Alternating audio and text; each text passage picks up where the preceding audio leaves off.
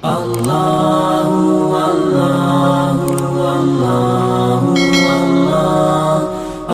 अली मकाम आराम से मस्जिद नबी में बैठे थे। जमाना पूरी दुनिया से जाता था, हाथ चूमता था, कदमों में बैठता था। इतने बड़ी अजमत वाली भी कोई शख्सियत होगी जिसके रगों में रसूलुल्लाह का खून दौड़ता है, जिसे हुजूर अपनी जुबान मुबारक इस तरह वो चूसा करते थे जैसे अरब के लोग प्यास के आलम में खजूर चूसा करते थे। इतना बड़ा भी कुछ शख्स था, लेकिन जब दीन पे कड़ा वक्त आया तो हुसैन ने मस्जिद की खिताबत नहीं बचाई, आस्ताना नहीं बचाया।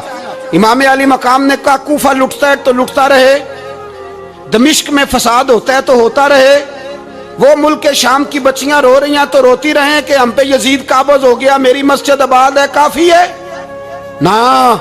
इमाम हुसैन निकले और निकल के कहने लगे जन्नतुल बकी वाली जगह पे खड़े होके, या रसूल अल्लाह मैं जा रहा हूं, मैं जा रहा हूं और आपके लिए जा रहा हूं, इसलिए कि मुझे उस शाम को बचाना है जिस शाम में रसूलुल्लाह का कलमा पढ़ने वाले लोग बसते हैं।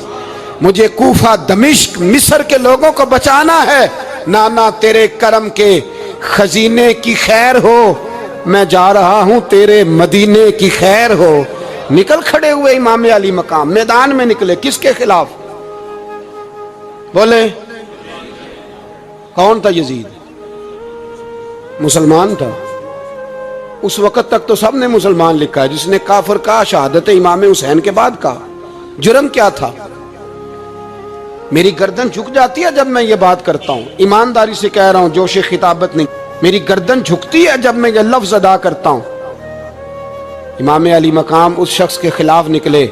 सारे खुतबे इमाम हुसैन के पढ़ के देखो। इमाम हुसैन ने फरमाया यजीद शराबी है। शराबी मुसलमानों का हुक्मरान हो सकता?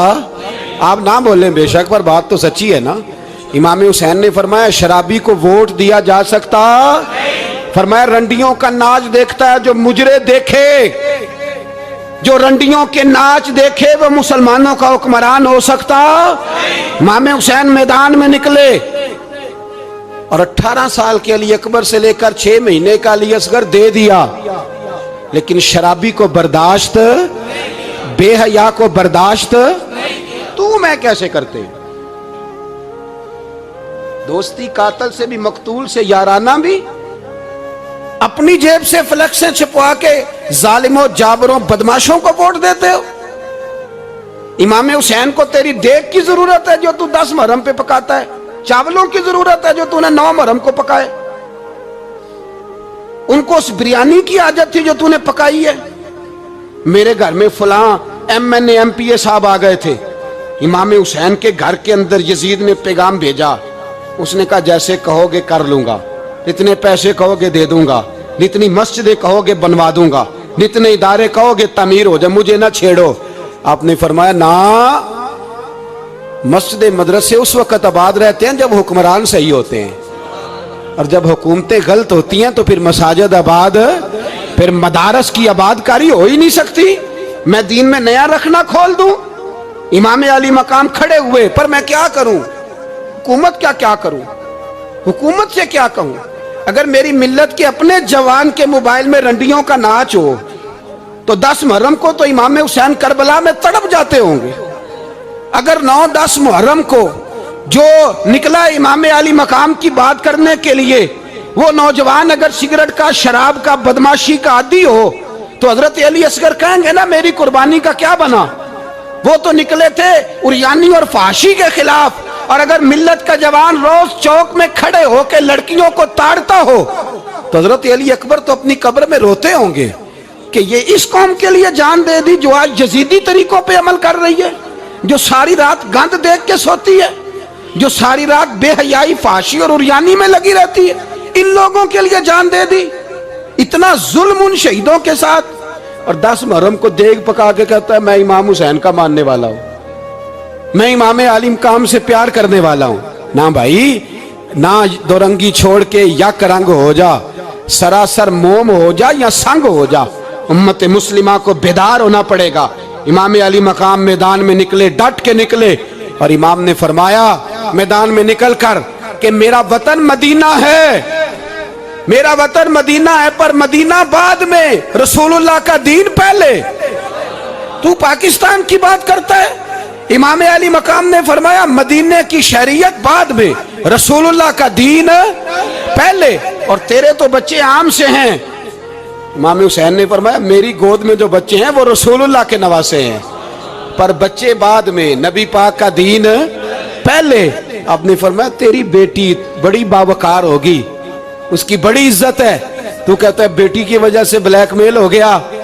लेकिन जो शान खुदा ने हुसैन की बेटी को अता फरमाई, जिन बच्चियों का सर का बाल नंगा हो जाए, सर का बाल नंगा हो जाए, तो इमाम शौरानी फरमाया करते थे अगर मदीने में किसी सैयदजादी के सर का बाल नंगा होता था तो सूरज अपना मुंह छुपा लिया करता था, सूरज छुप जाता था बादलों की ओट में। और मदीने वाले समझ लेते थे कि घर में काम करते करते किसी सैयदजादी के सर का कोई बाल नंगा हो गया। उन शहजादियों का इतना वकार, पर इमाम अली मकाम ने फरमाया बेटियों की फिक्र बाद में, रसूलुल्लाह का दीन पहले। पहले रसूलुल्लाह का दीन कौम मजहब से है, मजहब जो नहीं तुम भी नहीं। याद रख मेरे भाई, इमाम अली मकाम रदी अल्लाह तआला अन्हु ने मैदान में निकलकर पहले मजहब की बात की। और आज दीन नबी दा वांग यतीमा रोवे ते कुरलावे ते आखे मैं किथों लब्बा उमर बहादुर, मैं किथों लब्बा उमर बहादुर जेड़ा मैनू सीने लावे।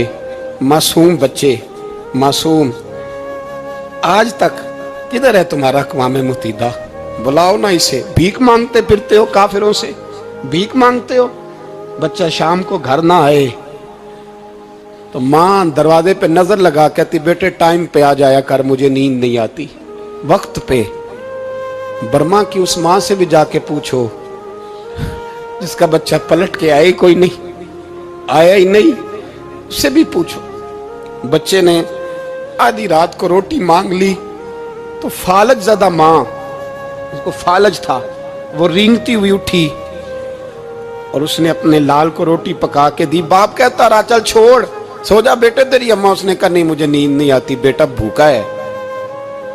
उस माँ से भी कभी पूछ, उस माँ से जो बांग्लादेश के खेमे में बैठी है। तो BBC लंदन का रिपोर्टर कहता है कि तेरी ख्वाहिश क्या है?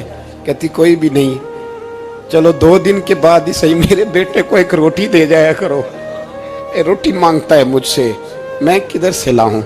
ये लवारिस कौम है, मैं हुक्मरान से जाके बात करूं? जब मेरा अपना नमाजी मुसलमान कहता है पहले पाकिस्तान के बच्चे तो पाल लो। मेरे भाई तुझे खबर ही नहीं, ये तो जाना तो कभी गुंबद खजरा पे, तो मेरे मुस्तफ़ा ने फरमाया मन अज़ा मुस्लिम फ़क़द अज़ानी। फरमाया जब मेरा मुसलमान तकलीफ में होता है तो मैं गुंबद में तकलीफ में होता हूँ, मुझे दर्द होता है, मुझे अजियत होती है। पूछ जाके महबूब पाक से, मेरे अजीज किसी को गम ही नहीं इन लोगों का, किसी को परवाह ही नहीं, कुछ सोचता ही नहीं इनके बारे में। मैं अपने घर में मस्त हूँ, आप अपने घर में मस्त हैं। मेरे रसूलुल्लाह की उम्मत लुट गई सारी, जगह जगह तबाही। 1 इंच धरती पर जमीन ऐसी नहीं जो काफिर की हो और खून बहता हो। एक रेमंड डेविस अमरीकी कुत्ता यहाँ बंद था मुसलमानों के कत्ल में, उन्हें अपनी कौम की इतनी फिक्र थी वो रातों रात छुड़ा के ले गए। लेकिन मेरी और तेरी बहन आफिया सिद्दीकिया सालों से बंद है। तड़प के पूछा है मुसलमानों ने कि उसकी गलती तो बताओ, उसका कसूर नहीं पर वो बंद है। कोई नहीं बात करने वाला, कोई नहीं। मस्जिद जाने, जुमा तो पढ़ाना है, उसमें गर्ज नहीं, दर्द है कि नहीं क्या, उसमें तो इतना पता है 1 घंटे तकरीर है करनी है।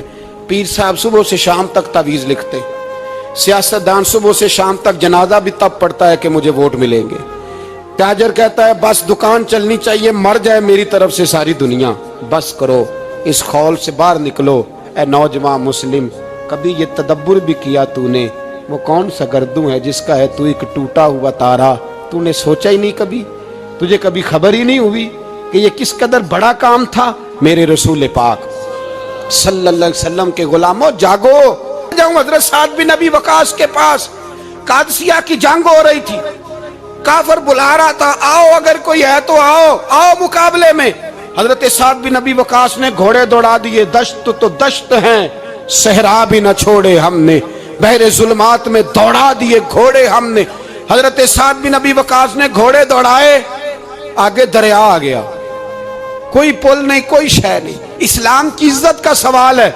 हजरत साद बिन अबी वकास ने हाथ उठाए और कहा, अल्लाह, अगर तू मूसा की नाफरमान कौम को रास्ता दे सकता है तो तू हमारे दिलों को जानता है, हम तो अपने रसूल के फरमाबरदार गुलाम है।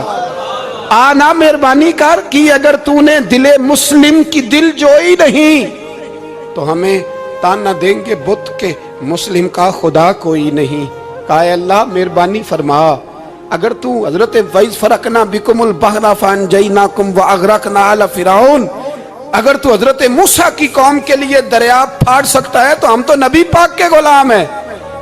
सहाबा कहते हैं जनाब साद ने दुआ मांगी तो दरिया ने रास्ता अता फरमा दिया। यार तू दुआ भी नहीं मांगता। हुजूर ने फरमाया दुआ सलाहुल मोमिन, दुआ मोमिन का हथियार है, तूने ये भी छोड़ दिया है।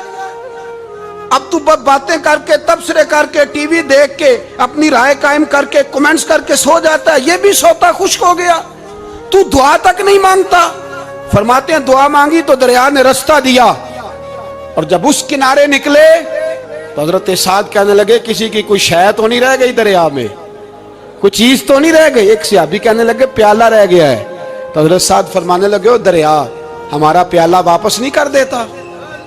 तो कहते एक लहर आई तो प्याला भी बाहर फेंक गई। ओ भाई, हम उसी रसूल का कलमा पढ़ते हैं जिनका हजरत साद बिन अबी वकास ने कलमा पढ़ा था। और किसी जगह मेरे नबी पाक ने नहीं फरमाया अल्लाह से सहाबी की सुनेगा, बाद में आने वालों की नहीं सुनेगा, किसी जगह नहीं कहा। पर तू कशकोले दुआ भी नहीं उठाता। मुसीबत में भी अब यादे खुदा हमको नहीं आती, दुआ मुंह से ना निकली, जेबों से अर्जियां निकली, तू ये काम भी नहीं करता।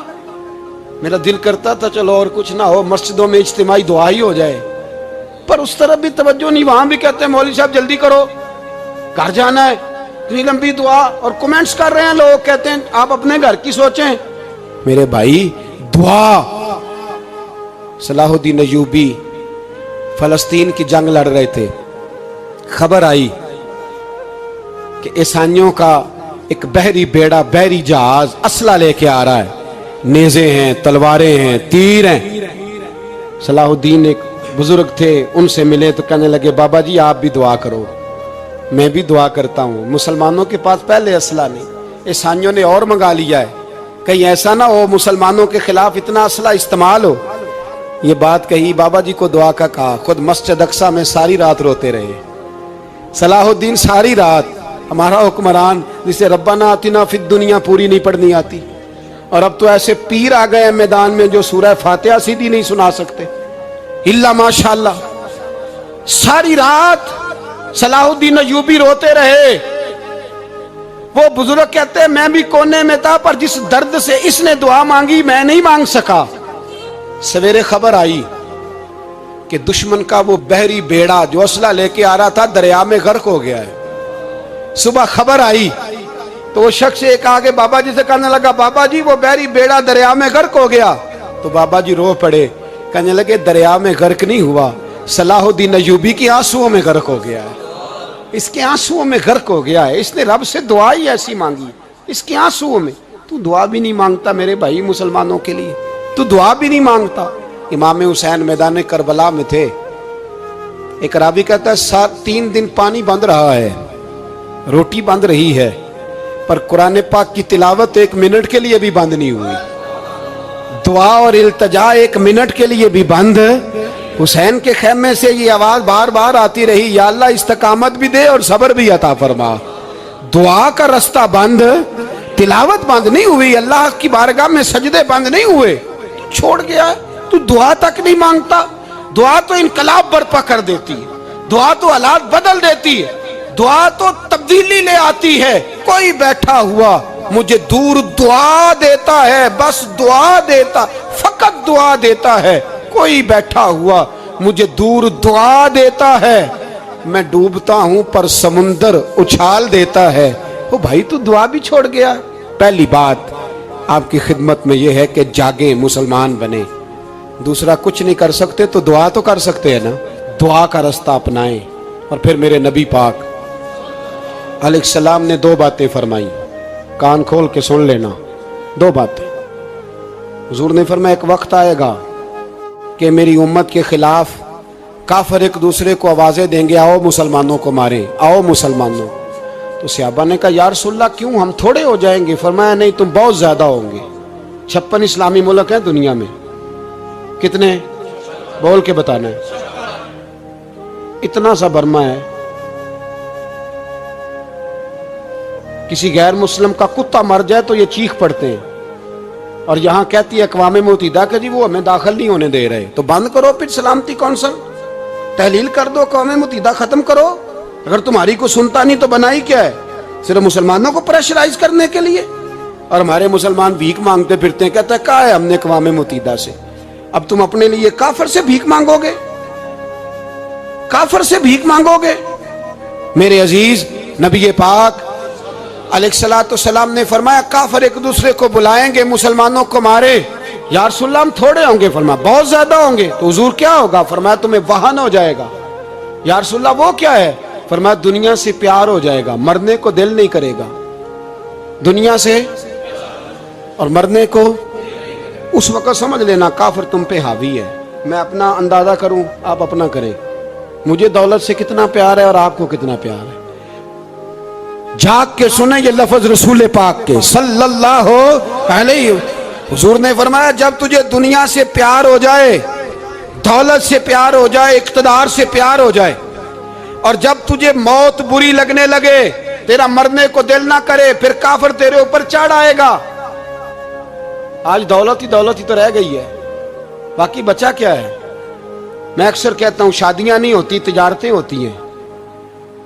लड़की वाले कहते हैं कि लड़का जेवर कितना डालेगा, लड़के वाले कहते हैं लड़की जहेज कितना लाएगी।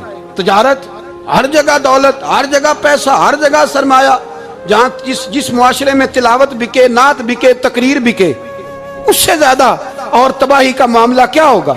मेरे अजीज, मेरे रसूल पाक अलैहिस्सलाम के सहाबा के करीब दुनियादारी आ सकी?